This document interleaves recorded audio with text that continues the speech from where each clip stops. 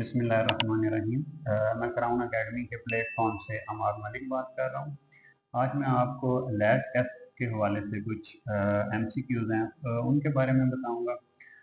सबसे पहले हम आज डिस्कस करेंगे मैथ के MCQs को, जो जिनके नंबर सिर्फ 5 होते हैं और बच्चे इसलिए इन MCQs को स्किप कर देते हैं कि इनके मार्क्स जो हैं वो दूसरे MCQs से बहुत ही कम है। हालांकि ये बहुत सिंपल MCQs होते हैं और इन्हें जस्ट आप थोड़े से टाइम में जो है वो इतने टाइम टेकिंग भी नहीं होते और आप थोड़े से टाइम में इन MCQs को सॉल्व कर सकते हैं। तो आइए आज हम लैब टेस्ट के जो वो 5 MCQs हैं उनको डिस्कस करते हैं। इधर मैं आपको थोड़ा सा इंट्रोडक्शन ही दूंगा कि किस तरह के जो MCQs हैं वो पेपर में आते हैं। तो आइए हम उन MCQs को जो है वो डिस्कस करते हैं। आइए आज हम लैब के 5 MCQs जिन्हें बच्चे जो है वो छोड़ देते हैं, हम उनके बारे में डिस्कस करते हैं। इन्हें ये बड़े इजी और आसान होते हैं जो कि बच्चे स्किप कर देते हैं। तो आज मैं आपको इनके बारे में बताऊंगा। आइए हम MCQs की तरफ चलते हैं। सबसे पहला MCQs है, कह रहे during a time period Ali receive following numbers of phone calls 2, 4, 6 and 8, find average. In phone calls की आपने एवरेज फाइंड करनी है। तो एवरेज फाइंड आउट करने का सबसे आसान फार्मूला है और बड़ा इजी फार्मूला है। हम एवरेज के लिए इन चारों वैल्यू को प्लस कर देंगे और इन वैल्यू को काउंट कर लें। 1, 2, 3, 4 पे इन्हें डिवाइड कर दें।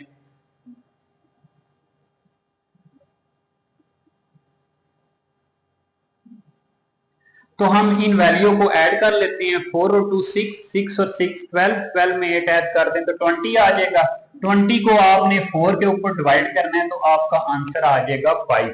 तो देखें, ए ऑप्शन 10 है, बी 7 है, सी 5 है और डी 12 है। तो हमारे पास इसमें एक्यूरेट ऑप्शन सी है जो कि 5 है। सी को हम सर्कल कर लेंगे।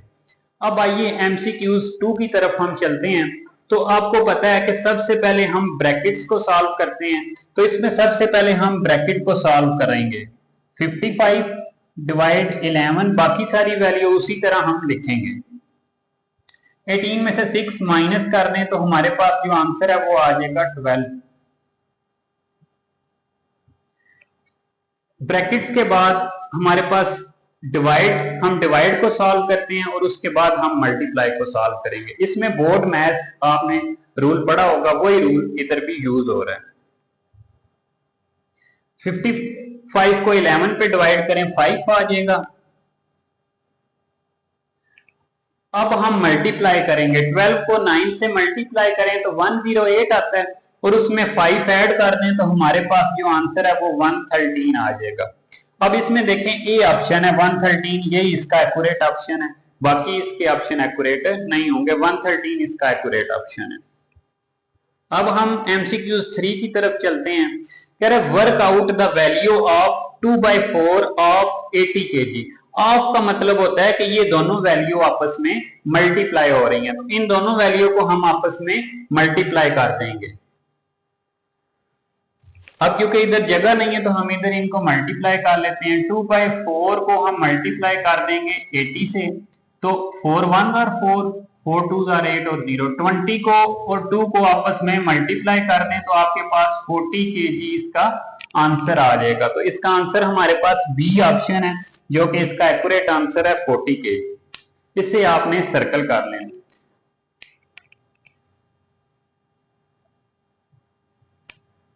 आइए अब हम क्वेश्चन नंबर 4 की तरफ चलते हैं।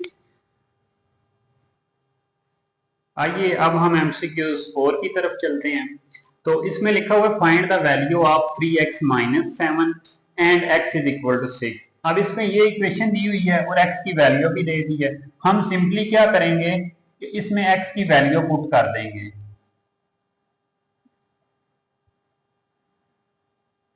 तो 6 को 3 से मल्टीप्लाई कर दें, 18 में से 7 आप माइनस कर दें तो 11 इसका आंसर होगा। अब हम MCQs 5 की तरफ चलते हैं। कह रहा मल्टीप्लिकेटिव इनवर्स ऑफ 1/25 इज। अब 1/25 का मल्टीप्लिकेटिव इनवर्स आपने फाइंड आउट करना है। इसमें ये होता है कि ये 1/125 लिखा हुआ है। अब इसका आपने मल्टीप्लिकेटिव इनवर्स फाइंड आउट करना है, जो कि इन प्रोडक्ट को अगर मल्टीप्लाई किया जाए तो आंसर 1 आना चाहिए, यानी कि इनको उल्ट करके लिख लेते हैं, 125 ओवर 1 करके लिख लेते हैं, जो कि 1 के इक्वल होता है। ये इसका 1 ओवर 125 का मल्टीप्लिकेटिव इनवर्स होगा 125 ओवर 1। तो 125 को 1 पे डिवाइड करें तो 125 ही इसका आंसर आता है। अब इसमें से हमने देखना है इसका एक्यूरेट ऑप्शन कौन सा है, तो इसका एक्यूरेट ऑप्शन डी लिखा हुआ है 5 की पावर 3, जो कि 125 के इक्वल होता है। तो इसका डी ऑप्शन जो है वो एक्यूरेट होगा। सिंपली जो भी वैल्यू दी होगी उसको उल्ट कर लें। अब 1 ओवर 125 है, 125 ऊपर आ जाएगा और 1 नीचे आ जाएगा, ठीक है, तो वो 125 आएगा। अब क्योंकि 125 इन चारों में नहीं है, 5 की पावर 3 लिखा हुआ है, जो कि 125 के इक्वल होती है। वैसे तो इसके एमसीक्यूज 5 ही होते हैं, लेकिन इधर एक एक्स्ट्रा एमसीक्यूज भी मैंने लिखा हुआ है, आइए उसको भी, ये इंपॉर्टेंट था तो मैंने कहा चलें ये भी डिस्कस करवा देते हैं। इसमें देखें, इसमें जो इक्वेशन लिखी हुई है, कह रहा है what is the value of -3ab। -3ab की वैल्यू क्या होगी, ए की उसने दे दी है 4 के इक्वल है और बी कह रहा है वो 2a के इक्वल है। तो इधर हम इसी इक्वेशन में -3 उसी तरह लिखेंगे, a की जगह पे 4 लिखेंगे और b की जगह पे 2a, जो कि उसकी वैल्यू है। b 2a के इक्वल है तो b की वैल्यू 2a, ये हमने पुट कर दी। अब देखें 3 को 4 से मल्टीप्लाई करें, -12 आ जाएगा। अब इधर 2a आ रहा है, लेकिन a की मजीद हमारे पास वैल्यू है, a की 4 है, तो a की जगह पे हम मजीद आगे 4 पुट कर देंगे।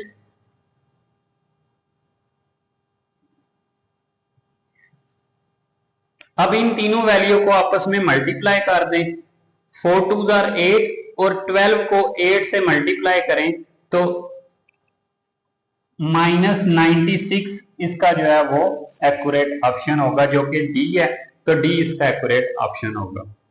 ये थे जी लैट के हवाले से जो एमसीक्यूज हैं, ये मैंने आपको डिस्कस करवाए हैं। ये मोस्ट इंपॉर्टेंट होते हैं और बच्चों को चाहिए कि इनको स्किप ना करें और इन सारे एमसीक्यूज को बस थोड़ी सी कंसंट्रेशन की जरूरत होती है, आप इजीली सॉल्व कर सकते हैं।